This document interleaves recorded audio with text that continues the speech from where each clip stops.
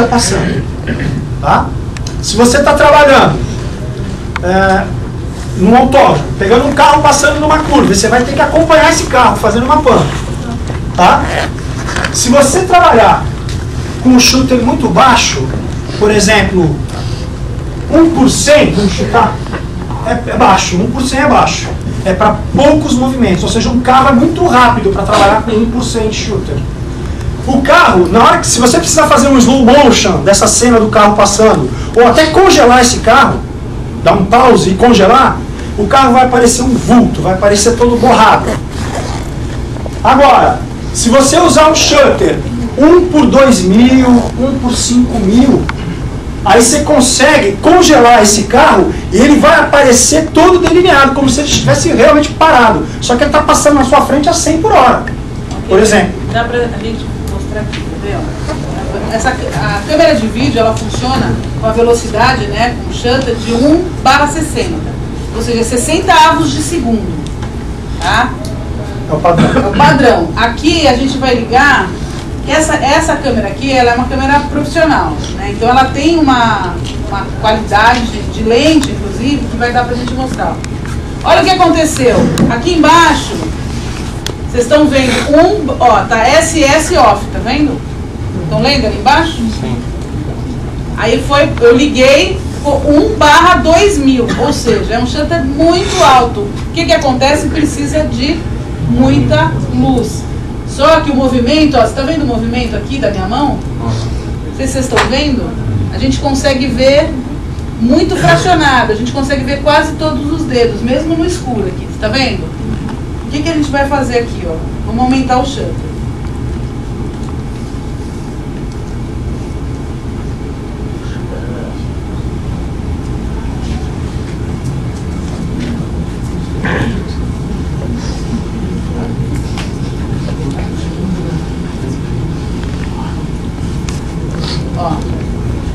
Estou diminuindo, tá vendo? Ó, 1/100, como o Regis falou. Eu vou fazer o mesmo movimento, ó. Estão vendo minha mão aqui? Não dá pra ver assim.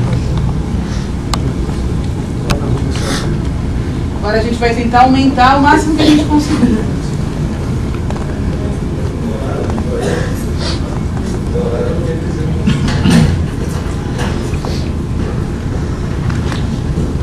Estão sentindo a diferença ou não? Sim ou não? Não? Ó, aqui a definição dos meus dedos aqui. Se você for ver, mais do que aqui. Ó. Você vai ver o vulto. Se eu diminuir,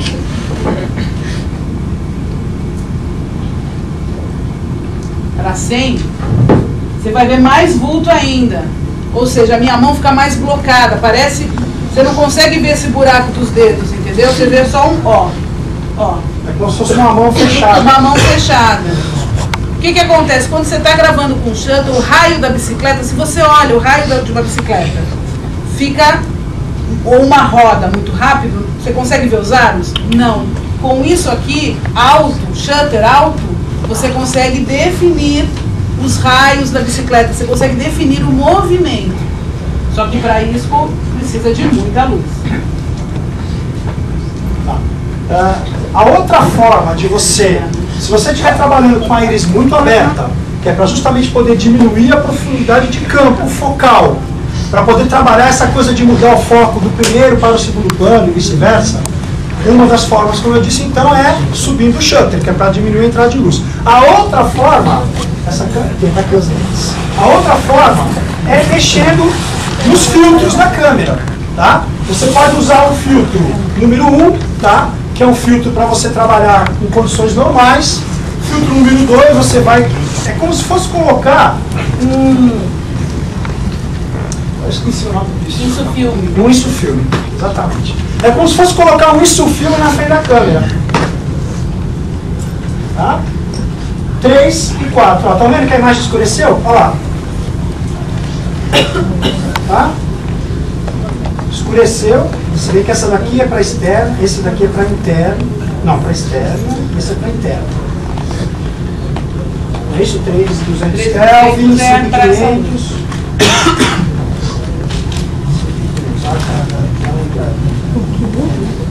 Exatamente. Então, as câmeras profissionais, elas têm 4 filtros básicos internos que você pode utilizar para ajustar a entrada de luz que você está utilizando. Por exemplo, o filtro interno número 1 é para gravação com equipamento de iluminação numa temperatura de cor de 3.200 Kelvin. Tá? Ou seja, é a temperatura de cor mais ou menos dessas lâmpadas que estão aqui. Tá? Por exemplo, Fresnel ali em cima pendurado, essa luz fria tem uma temperatura um pouco maior. Essa é 3.200, aquela lá que é maior. Tá. Essa daí é para isso mesmo. Tá. Então, aqui você tem, ó, assim, por exemplo, aqui você tem uma luz bem amarela lá, ali você está com mais ou menos 3.000 Kelvin. Aqui você está com 3.200 Kelvin de temperatura de cor. A lâmpada fluorescente, ela já é um pouco mais azulada, ela já está mais para 4.000, 4.500 Kelvin. Talvez até mais, né? Chega aí sim. Bom, essa parte de temperatura de cor é algo que vocês vão ver mais para frente, né, em iluminação, direção de fotografia. Tá? É só para vocês saberem que a câmera pode se ajustar à cor da luz. Tá? Então o filtro número 1 serve para vocês trabalharem com luz artificial, mais ou menos a 3.200 Kelvin. Os filtros número 2, 3 e 4 são para trabalhar com luz externa. Tá? E aí na luz externa é que você tem o problema de não ter como controlar, porque a luz externa é o sol. Não tem muito como controlar, então você tem que ter esses filtros, tá? O número 2, tá? Que é o normal para externo, o número 3 é como se você botasse um insulfilme, tá? Para diminuir a entrada de luz, e o número 4, sei lá quantos insulfilmes, 3 ou 4 insulfilmes, que é para escurecer mais ainda. Porque aí você pode abrir bem a sua íris,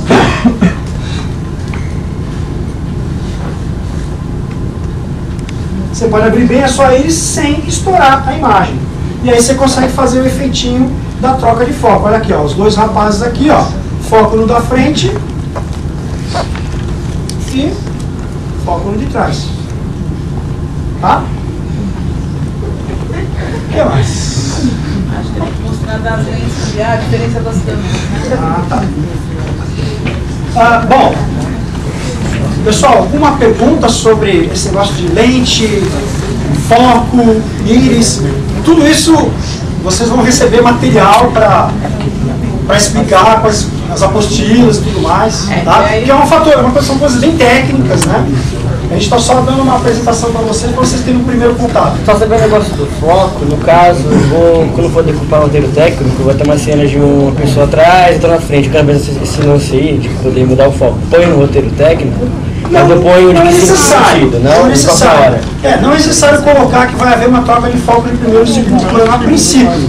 Até porque, geralmente, isso é uma prerrogativa do diretor fazer na hora. Ou seja, cada diretor, quando ele pega um roteiro, ele vai imprimir um ritmo de gravação, vai imprimir uma forma de captar essas imagens que é a marca registrada desse diretor. Ou seja, ele vai imprimir o estilo artístico dele.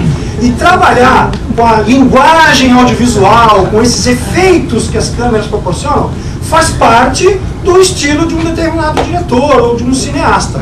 Tá? Então, geralmente, colocar no roteiro muitas especificações do que é que o diretor tem que fazer, acaba, de certa forma, engessando um pouco esse roteiro, tirando um pouco da liberdade do diretor para ele criar, né? Não, tá bem.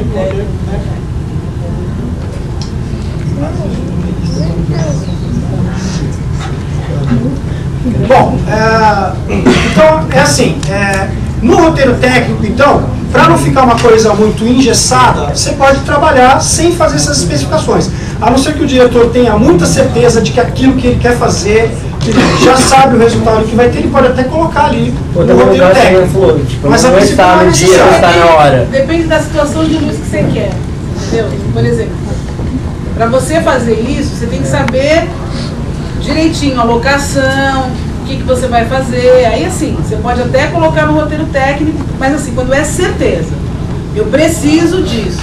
Aí você vai ter que ver também se a tua câmera vai poder proporcionar isso.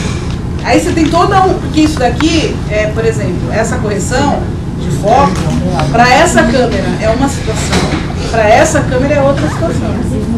Essa câmera tem uma lente muito superior a essa daqui. né? Então, assim, é uma lente mais clara também. Então aí vai depender muito do equipamento que você vai estar usando.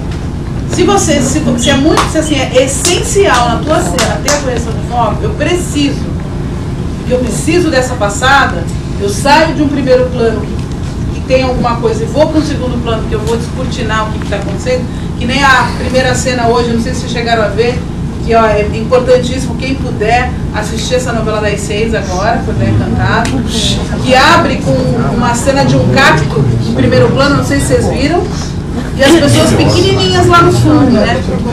E aí tem essa correção de foco. Ali era essencial que tivesse a correção de foco. Então, até o posicionamento do cacto tem que ser proporcional, porque as pessoas ficam muito pequenas. Aí quando elas vão chegando perto da lente, você vai ver que elas vão ficando muito maior do que o cacto. Mas o cacto está em primeiro plano focado. Então, por exemplo, se essa imagem for uma imagem que você precisa realmente disso, aí você coloca, você especifica. Se não, muitas vezes acontece que nem aqui. Cadê o Danilo? Saiu, né? Aqui. Onde ele está? O Danilo está gravando vocês aí com essa câmera, né? Já da outra vez também já foi, só que aqui a gente tem uma situação de luz muito melhor. Ele trabalha muito isso. Do primeiro plano focado, depois do segundo plano focado. Ele trabalha muito, porque essa lente aqui, dessa câmera, ela proporciona isso muito bem, entendeu? Então você consegue trabalhar muito legal com ela. Já com uma mini DV... É difícil, com essa aqui é um pouquinho mais difícil. Dá pra fazer, mas você vai ter que trabalhar um pouquinho mais. É possível também. Só que você vai ter que ter mais luz, você vai ter que ter uma situação mais diferente. Vocês vão gravar com essas câmeras, não com essa. O que é muito legal. Eu gostaria muito de ter uma dessas pra mim. É uma V1, Raquel? Não, essa aqui é uma PD, que você tem. É uma DV. Vocês vão trabalhar, primeiro, o pessoal do primeiro ano ainda não vai pegar a câmera HDV, vai pegar as DVzinhas mesmo. A da Panasonic, que é bom para... Tira um pó, né?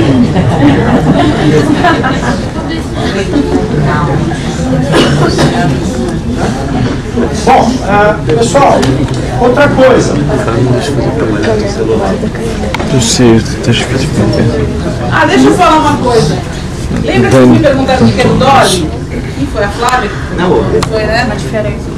Então, ó, isso aqui é um Dolly. Essa parte, não isso aqui é um tripé. Essa parte de baixo aqui, ó, essa estrela, tá? Tem as rodinhas, é um Dolly, tá? Só aqui, assim, por exemplo, para fazer um movimento de traveling com esse equipamento, ele tende a tremer. Esse chão aqui, ele não é o chão totalmente lisinho. E essas rodas são rodas que nem de carrinho de supermercado, roda boba, né? Então, para você andar, eu tô aqui, eu preciso vir rápido para cá, no estúdio, sem estar gravando, sem estar com a imagem no ar, é ótimo, ele te dá uma mobilidade muito grande. Mas para fazer um movimento de traveling, aí assim, dá para fazer? Dá, mas aí você tem que prender a roda com fita crepe para elas ficarem todas alinhadas, e mesmo assim não é o melhor movimento. Mas dá, tá? Então, o que acontece? Porque isso aqui é muito usado em televisão. Em televisão você tem, quase todas as câmeras de estúdio tem Dolly. Porque você precisa movimentar rápido. Então tem uns que são esses Dollys assim e tem aqueles Dollys que são umas bases, assim, umas colunas mesmo. Né? Isso no Jô, vocês já viram o programa do Jô? Faustão, tem aqueles Dolly, que é Dolly também, a mesma coisa. E como na TV você acaba usando muito isso, então fica Dolly in, Dolly out. Dolly in, Dolly out, que na verdade eu trago minha gente ré, a mesma coisa. Tá? Só para esclarecer. Isso aqui é o tripé que vai em cima. Tá? Eu posso. Aí para cada Dolly, né, você tem uma especificação de tripé e tudo mais. Tá? Tem uma pergunta. Oi. Por exemplo, na câmera fotográfica,